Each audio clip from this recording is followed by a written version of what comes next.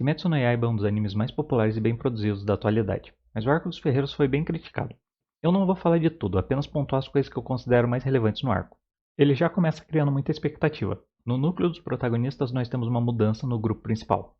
2 personagens vão para o banco temporariamente, o Inosuke sai porque o arco já ia ter outro estressado barulhento, e o Zenitsu... A autora não deve ter tido nenhuma ideia boa para fazer essa peste dormir. Quer saber? Nem me importa. E também teve a adição de 2 Hashiras, o Senhor Expressividade e a Mitsuri. Enquanto isso, o anime mostra os antagonistas, e como o Muzan ficou depois que perdeu um dos capachos fortes. Eu estou nervoso! E ainda mandou 2 luas superiores em uma missão.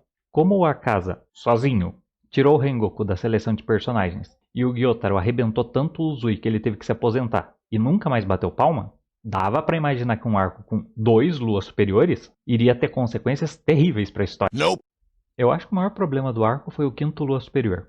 Além da participação dele ser quase irrelevante pra história, a única parte da luta dele que teve tensão de verdade foi o Muichiro fazendo a compultura, com o veneno mais fraco do mundo, e ficar 3 episódios brincando na água. Fora isso, ele não parecia grandes merda, principalmente comparado com os outros Onis. O quarto superior era forte, o Aranha-Verso inferior era uma ameaça aos protagonistas, o cara do Boa Noite Cinderela não era tão forte, mas era detestável, então ver ele apanhando já era legal, o Akaza derrubou um dos pilares do anime, a Daka era uma puta gostosa. É o quê? Quer dizer, tinha uma presença ameaçadora durante o arco e serviu de escada para mostrar o quanto o Gyotaro era forte e uma ameaça. Os dois só não venceram porque o roteiro é muito mais forte que os Cramunhão. E para piorar, o 5 superior ficou mais fraco na segunda fase da boss fight. Sair do vaso deu para ele mais defesa, um ataque mais perigoso e meio ridículo, só que ele perdeu o teleporte e 5 minutos depois a cabeça. Que vergonha! Que vergonha! Outro ponto que eu vi algumas críticas foram os flashbacks nas lutas. E Kimetsu sempre teve isso, mas eu acho que a parte do Muichiro perdeu um pouco a mão.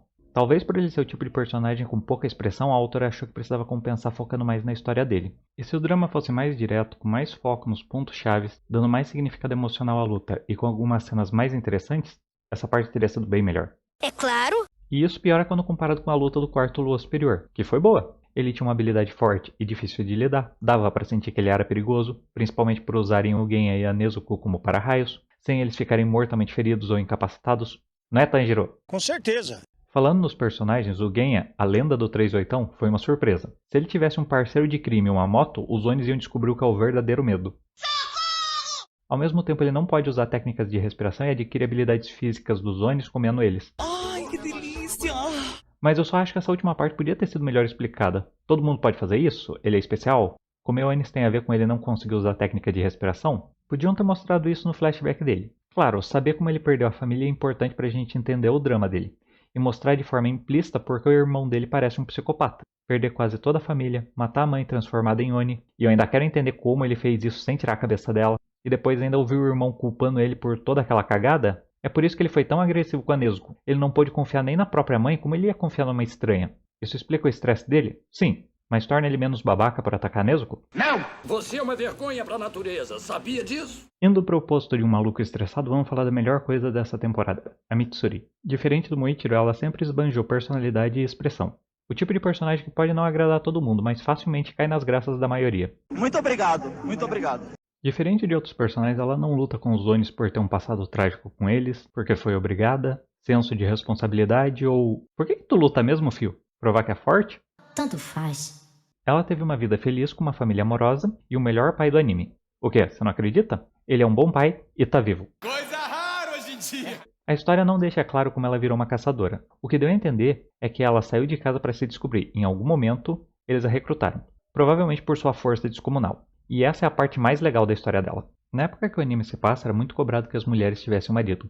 E como ela teve uma família maravilhosa que se amava, a Mitsuri devia sentir uma necessidade imensa de ter a própria família, ao ponto de quase desistir de quem ela era para conseguir isso. Mas ela acabou percebendo que nunca ia ser feliz se escondesse quem ela realmente era e se não fosse aceita. Talvez ela tenha entrado no esquadrão de exterminadores para encontrar um homem que não se intimidasse com a força dela, mas ela conseguiu reconhecimento, satisfação e aceitação, sendo ela mesma. Ela ainda procura um marido, mas não parece que essa é a única prioridade na vida dela agora. Não é à toa que ela é a Hashira do amor. A vida dela gira em torno disso. Amor pela família, as pessoas ao seu redor e o mais importante para ela, amor próprio. Tudo isso torna a história da Mitsuri um sopro de ar fresco no meio de tanta história trágica e triste. Não deve ser por acaso que ela enfrenta o Oni do ódio. Amor e ódio são duas emoções muito relacionadas, e como aquele clichê diz, a única coisa que pode derrotar o ódio é o amor. Errou! A animação absurda de Kimetsu destacou muito o estilo de luta da personagem, e eu acho que ela representa muito bem Kimetsu nesse aspecto. Ela não é a personagem mais bem trabalhada do mundo, mais profunda ou com a história mais triste. Ela é uma personagem simples, mas muito bem utilizada, assim como Kimetsu.